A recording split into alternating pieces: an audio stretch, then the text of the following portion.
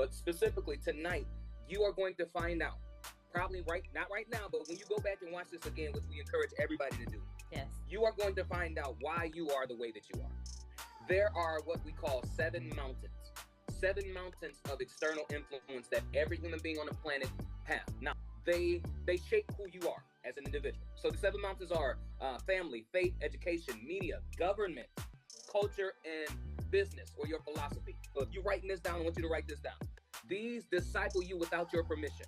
Like, I'm a Midwest kid, so what I understand about drinking, or I lived out south now, but before I always called it pop. It was pop. But down here, culture says it's soda. I'm cool with that.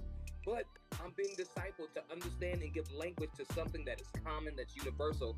Now, guess what? When you change regions or change geographical locations, your language will change without asking you. Or if the person that you're dealing with has a skewed vision of their parents and they're not healed, that's going to be an issue. Listen, we are all in this together. It doesn't matter. You know, I hear people say, oh, I'm not talking to my parents, or I'm not this or I'm that. You need to talk about that. I'm not because we're not going to counseling. What we're doing is we know we have a problem and we can identify the problem, but we're not necessarily doing anything about it. We're not doing And that's where we become unhealthy. We understand that all histories are not pretty. Some of them are messy, some of them are ugly, some of them are like weighty, or whatever the case may be. But when you show up in your now and you're willing to do the work, then that history doesn't have to be a part of your present. It doesn't have to be you can literally change what your history looks like. Absolutely. You can literally make a turn. You can literally make up in your mind that you're not going to be all the parts of you that you may not have liked or you may have inherited, and do something different. Or you can say, hey, I had a very, very great history. I'm going to even be better than that. I'm going to show up even better than that. And so we cannot ignore it, and we cannot sweep things under the rug. Because guess what?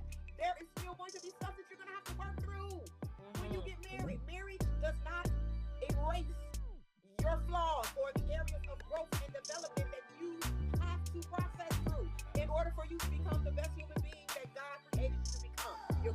People are suppressing what they've been through habits, addictions, whatever the case may be. You're trying to suppress it because being honest is painful. Showing up to do the work and be vulnerable is painful.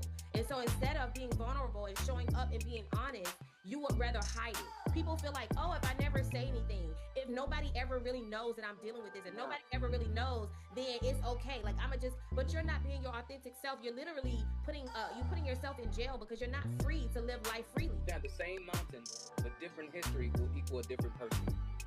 Same mountains, but different histories equal different people. I would say history is the raw product, and our present is the finished product of that raw product. Our history is it got us to where we are today, whether negative or positive. I think it's all good, whether we had a good history or a bad history, because it always going to come up to one summation, and that's the finished product of the present. And what we're doing in the present is going to dictate icing our future. But the beautiful thing, if you would share with someone and they will incorporate and appreciate you for where you're at now and be glad to hear where you've been, that's a testimony that could be romantic.